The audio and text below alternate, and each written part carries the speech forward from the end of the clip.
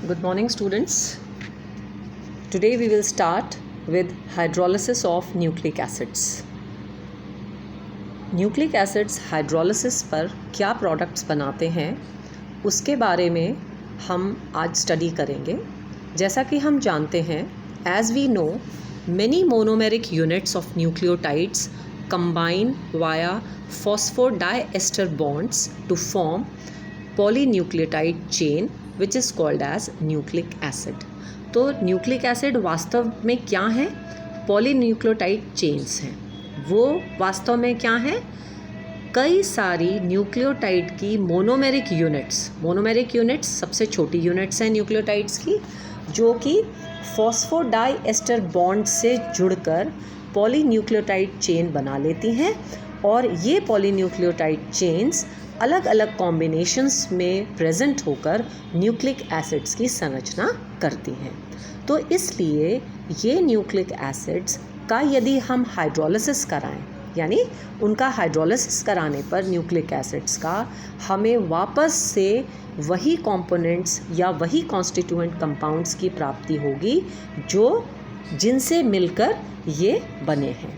तो hydrolysis of nucleic acid को हमने एक डायग्रामेटिक रिप्रेजेंटेशन के हिसाब से यहाँ पर दिखाया है. सबसे पहले जैसे न्यूक्लियोप्रोटीन्स जो हैं, जब वो विभाजित होते हैं वो किस में परिवर्तित हो जाते हैं? न्यूक्लिक एसिड में और प्रोटीन में. अब ये न्यूक्लिक एसिड जो है अलग अलग केमिकल्स से, अलग अलग माध्यम से जब रिएक्शंस शो करता है हाइड्रोलिसिस की, जैसे कि मैग्नीशियम ऑक्साइड सोल्यूशन की उपस्थिति में यदि इसको हीट किया जाए तो ये न्यूक्लियोसाइड प्लस फॉस्फोरिक एसिड बनाता है. जबकि न्यूक्लिक एसिड्स का यदि हम एक्वस अमोनियम हाइड्रोक्साइड या बेरियम हाइड्रोक्साइड की प्रेजेंस में हाई टेम्परेचर पर करते हैं तो पहले ये न्यूक्लियोटाइड्स में कन्वर्ट होता है. सिमिलरली न्यूक्लियेज एंजाइम की उपस्थिति में भी पहले ये न्यूक्लियोटाइड में कन्वर्ट होता है, जिसको कि फर्दर ट्रीटमेंट करने पर ये न्यूक्लियोसाइड और फॉस्फोरिक एसिड में परिवर्तित हो जाता है. अब ये न्यूक्लियोसाइड्स हाइड्रोलिसिस जब इनका कराया जाता है इनऑर्गेनिक एसिड्स की उपस्थिति में, तो ये विभाजित हो जाते हैं और क्या क्या देते हैं? शुगर्स देते हैं, जो कि डीऑक्सीराइबोज शुगर्स हैं. प्यूरिन बेसिस हैं, जिसमें कि एडेनिन और गुआनिन आता है. पिरिमिडीन बेसिस हैं, जिसमें कि साइटोसिन और थायमीन आता है. तो इस प्रकार से जब हम न्यूक्लिक एसिड्स का हाइड्रोलिसिस कराते हैं तो ये हमें क्या प्रोडक्ट्स देते हैं? शुगर्स देते हैं, प्यूरिन बेसिस देते हैं, पिरिमिडीन बेसिस देते हैं, जो कि इनिशियली रिस्पॉन्सिबल हैं न्यूक्लिक एसिड फॉर्मेशन में. तो हाइड्रोलिसिस करने पर हमें उनकी प्राप्ति हो जाती है. फिर नेक्स्ट इसमें आता है biological functions of nucleic acid. Nucleic acids का बायोलॉजिकल हमारी बॉडी में, हमारी बायोलॉजिकल फंक्शंस में क्या इम्पॉर्टेंट रोल है? Nucleic acid has got 3 important functions. जो मेन इम्पॉर्टेंट फंक्शंस हैं, सबसे पहले है self replication. DNA has a property of self replication, therefore it is a reproductive molecule. Self replication से मतलब है अपने जैसा ही सेम चीज़ को डेवलप करना. रेप्लिकेशन वर्ड का मतलब है अपने जैसा, हूबहू अपने जैसा प्रोडक्ट दोबारा से बना ले कोई चीज़, तो उसको हम कहते हैं सेल्फ रेप्लिकेशन. तो डीएनए में सेल्फ रेप्लिकेशन की प्रॉपर्टी होती है, इसलिए ये एक रिप्रोडक्टिव मॉलिक्यूल है. The characteristic property of DNA is the basis of reproduction. यानी जो रिप्रोडक्शन में जो मेन प्रॉपर्टी है वो डीएनए में एक कैरेक्टरिस्टिक प्रॉपर्टी है, जो कि रिप्रोडक्टिव सिस्टम के लिए या रिप्रोडक्शन के दौरान सबसे इम्पॉर्टेंट मॉलिक्यूल माना जाता है. इन दी रेप्लिकेशन ऑफ डीएनए के रेप्लिकेशन में, यानी उसी तरह से दोबारा हूबहू वैसे बनाने में, 2 स्ट्रैंड्स ऑफ डबल हेलिक्स, यानी जब हम डीएनए का स्ट्रक्चर पढ़ते हैं तो वो एक डबल हेलिकल मॉलिक्यूल होता है. तो ये डबल हेलिकल मॉलिक्यूल क्या करता है? सेपरेट हो जाता है, अलग अलग स्ट्रैंड्स हो जाते हैं. Each single strand works as a template for the synthesis of new complementary strand. हर एक जो स्ट्रैंड है जो डबल हेलिकल डीएनए मॉडल है या double helical structure of DNA है, सबसे पहले वो क्या करता है, सेपरेट आउट होता है और हर एक स्ट्रैंड जो है वो किस रूप में कार्य करता है, टेम्पलेट के रूप में कार्य करता है। और ये टेम्पलेट जो है अपने कॉम्प्लीमेंट्री स्ट्रैंड को सिंथेसाइज करता है। In this way self replication of DNA takes place. यानी इसका प्रोसेस क्या है रेप्लिकेशन का, डीएनए जो दो डबल हेलिकल मॉडल में जो दो स्ट्रैंड्स डीएनए के हैं, सबसे पहले वो सेपरेट आउट होंगे।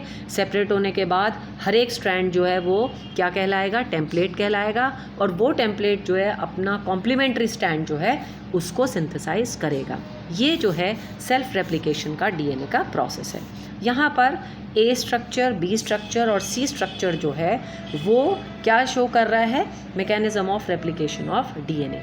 यहाँ पर विशेष रूप से देखने का जो बात है कि हमेशा एडेनिन जो है थाइमीन के साथ जुड़ता है और साइटोसिन जो है गुआनिन के साथ जुड़ता है।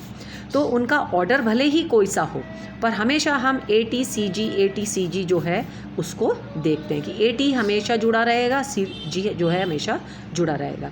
तो रेप्लिकेशन भी इसी टाइप से होगा कि A हमेशा T के साथ, T हमेशा A के साथ, C G के साथ, G C के साथ। इस तरह से दो स्ट्रैंड्स अलग अलग होने के बाद वापस जब रेप्लिकेट करते हैं तो अगेन ATCG का कॉम्बिनेशन बनता है कॉम्प्लीमेंट्री स्ट्रैंड्स में।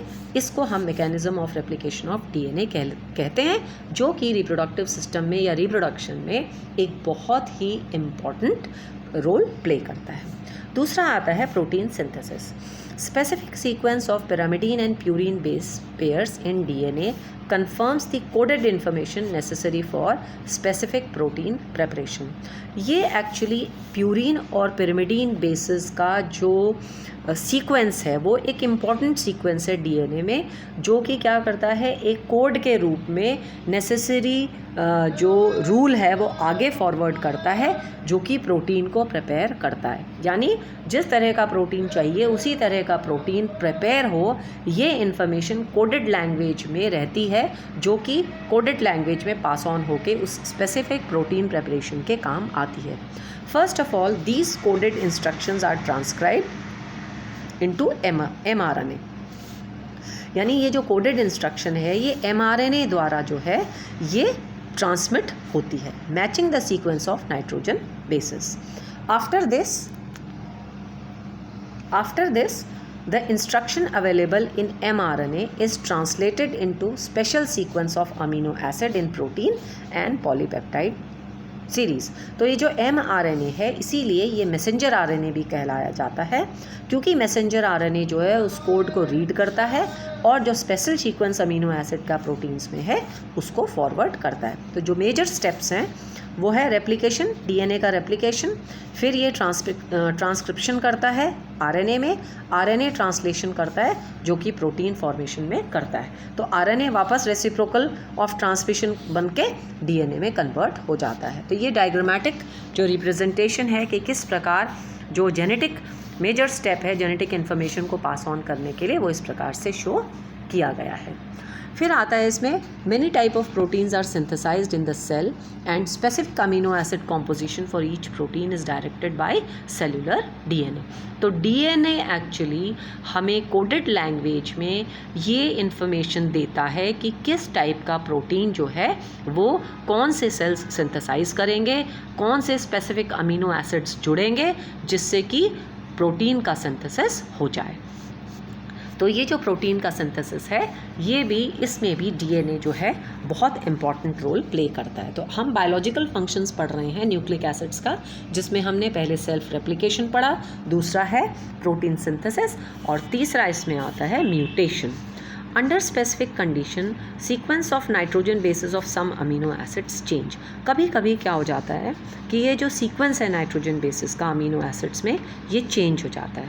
और म्यूटेशन ऑफ जीन्स, ये वर्ड हम ऑलरेडी पढ़ते हैं कि म्यूटेशन ऑफ जीन्स जो है वो हो जाता है।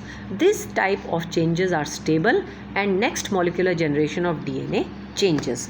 तो अगर ये म्यूटेशन उसमें हो जाता है तो जो नाइट्रोजन बेस का सीक्वेंस है उसमें थोड़ा बहुत चेंजेस आ जाता है. This type of changes are stable. और ये क्या हो जाएंगे, ये जो चेंज हो जाएंगे वो स्टेबल हो जाएंगे और नेक्स्ट जनरेशन के डीएनए में पास हो जाएंगे, जिससे जो थोड़ा बहुत चेंज है वो आ जाता है. These changes occur in the cells leading to the changes in to any animal and its subsequent generations of progeny. This event is equivalent to evolution. तो एक तरह से जो चेंजेस आ जाते हैं या एवोल्यूशन में भी इन जीन्स का म्यूटेशन हो जाता है. और इसका बहुत अच्छा एग्जाम्पल हम देखते हैं कि कई बच्चों में पेरेंट्स के ब्लैक आइज़ या ब्राउन आइज़ होते हुए भी उनकी ब्लू ग्रीन आइज़ होती हैं. That is actually mutation of genes. अगर ब्लैक आइज़ और ब्राउन आइज़ से चिल्ड्रन में भी ब्लैक और ब्राउन आइज़ होंगी तब दैट मीन्स डीएनए का जिस तरह का सीक्वेंस था वो ही आगे गया है. लेकिन यदि आइज़ का कलर चेंज होता है, दिस इज़ वन एग्जाम्पल, कि आइज़ का कलर यदि चेंज हो जाता है तो वो actually some sort of mutation occurs, जिसके की वजह से वो म्यूटेट हो गए हैं जीन्स और आइज़ का कलर चेंज हो गया. ऐसे कई एग्जाम्पल्स देखने में आते हैं जिसमें कि किन्हीं कारणों की वजह से म्यूटेशन ऑफ जीन्स हो जाते हैं और डीएनए जो है इस कोड को इस तरह से पास ऑन करता है और नेक्स्ट जनरेशन में आइज़ का कलर चेंज हो जाता है. देन जब हम डीएनए का स्ट्रक्चर पढ़ते हैं, double helical model of DNA which is very important, इसका थोड़ा सा हम पढ़ लेते हैं कि वॉटसन एंड क्रिक ने 1953 में डीएनए का डबल हेलिकल मॉडल प्रपोज़ किया था, जिसमें कि 2 पॉलीन्यूक्लियोटाइड सीरीज़ हैं और ये सीरीज़ जो है कॉइल्ड है और राइट हैंडेड हेलिक्स है. मतलब ये जो हेलिक्स है राइट हैंडेड साइड में क्या है, कॉइल्ड फॉर्म में है. जिस प्रकार से हम यहाँ पर स्ट्रक्चर देख रहे हैं, it is a double helical model and polynucleotide series जो है आपस में किस तरह से जुड़ी हुई है. ये जो बेसिस हैं, एडेनिन थाइमीन से जुड़ा हुआ है, ग्वानिन सिस्टीन से जुड़ा हुआ है, और हम डायग्राम में जिस प्रकार से देख रहे हैं एडेनिन 2 बॉन्ड से जुड़ा हुआ है, ग्वानिन साइटोसिन से 3 बॉन्ड से जुड़ा हुआ है. These series are made up of deoxyribose residues which are joined by 3,5 phosphodiester bridges. यानी जो ये पॉलीन्यूक्लियोटाइड चेन्स हैं ये 3,5 फॉस्फोडाइएस्टर ब्रिजेस से जुड़े हुए हैं. Nitrogen bases are directed perpendicular to the central axis. मतलब जो ये बेसिस जुड़े हुए हैं वो परपेंडिकुलर हैं सेंट्रल एक्सिस के. 2 strands of these double helical model joined together by hydrogen bonds. ये जो बॉन्ड्स दिखा रहे हैं वो हाइड्रोजन बॉन्ड्स हैं. किसके बीच में, प्यूरिन और पिरिमिडीन के बेस में. Pairing between purine and pyrimidine nucleotides present on the opposite strands is very specific. यही बात हम इनिशियली भी कह रहे थे कि प्यूरिन और पिरिमिडीन के जो न्यूक्लियोटाइड्स हैं वो ऑपोजिट स्ट्रैंड्स में किस तरह जुड़े रहेंगे वो हमेशा स्पेसिफिक रहते हैं. दैट मीन्स एडेनिन ज्वाइन करता है किसके साथ, थाइमीन के साथ, और गुआनिन किसके साथ ज्वाइन करता है, साइटोसिन के साथ हाइड्रोजन बॉन्ड से करते हुए. Guanine is joined with cytosine by 3 hydrogen bonds whereas 2 hydrogen bonds join adenine and thymine. तो AT हमेशा जुड़ेगा डबल बॉन्ड यानी 2 हाइड्रोजन बॉन्ड से. Guanine and cytosine triple bond से, तीनों हाइड्रोजन बॉन्ड्स उनको जोड़ के रखते हैं. These series are non-identical but complementary to each other. एक दूसरे से क्या हैं, नॉन आइडेंटिकल हैं, लेकिन कैसे हैं ये जो सीरीज़ हैं ये नॉन आइडेंटिकल हैं लेकिन क्या हैं, आपस में कॉम्प्लीमेंट्री हैं to each other. For example, in hypothetical part of 2 series of DNA, A is always paired with T and G is always paired with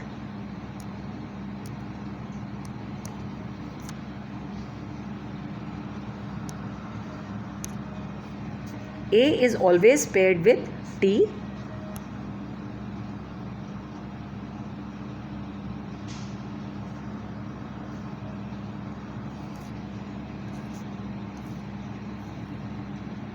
A is always paired with T and G is always paired with C. These series are non-identical but complementary to each other from point of view of suitable base pairing. For example, in the hypothetical part of 2 series of DNA, A is always paired with T and G is always paired with C. From the point of view of internucleotide linkage, these series does not run in any one direction पर anti parallel हैं। For example, in one series, two adjacent deoxyribose are joined with A and G at 3' and 5'. Then on the other side of the series, ये 5 और 3 से जुड़े हुए हैं. This situation is similar to two parallel roads in each which transport move only in one direction to each other. फिर mean diameter, जो उनके बीच में जो डायमीटर है डबल हेलिकल का, वो 2 नैनोमीटर्स है and pitch of each turn is 3.4 nanometres and each turn has a base pair. तो बेसिकली ये जो डबल हेलिकल मॉडल है वो इस तरह से है कि यहाँ पर जो डबल हेलिकल मॉडल है वो किस तरह से जुड़ा हुआ है, AT के साथ जुड़ा हुआ है, GC के साथ जुड़ा हुआ है, एडेनिन और थाइमीन में 2 हाइड्रोजन बॉन्ड्स हैं, ग्वानिन और साइटोसिन में हमारे पास यहाँ पर 3 हाइड्रोजन बॉन्ड से ये जुड़ा हुआ है. और ये एंटी पैरेलल न्यूक्लियोटाइड्स जो हैं आपस में जुड़े रहते हैं. जिस प्रकार से हम ये कह सकते हैं कि यहाँ पर 3-5 में A और G आमने सामने 3 और 5 पोजीशन पे हैं, और T और C जो है 5-3 पोजीशंस पे हैं. तो इसका मतलब जैसे दो पैरेलल रोड हैं और वहाँ पर ट्रांसपोर्ट का मूवमेंट है लेकिन एक ही डायरेक्शन में है ना, one direction but opposite to each other. तो इस प्रकार से हम यहाँ पर स्टडी करते हैं कि DNA का पूरा न्यू रिप्रोडक्टिव सिस्टम में कितना इम्पोर्टेंस है और हमारे अलग अलग प्रोसेस में, जैसे सेल्फ रेप्लिकेशन हुआ, प्रोटीन सिंथेसिस हुआ या म्यूटेशन हुआ जो कि एवोल्यूशन के लिए भी रिस्पॉन्सिबल है, उसमें इस DNA का कितना इम्पॉर्टेंट रोल है. इसके साथ ही ये वाला चैप्टर ख़त्म हो गया. नेक्स्ट टर्न पे हम नेक्स्ट चैप्टर स्टार्ट करेंगे. Thank you.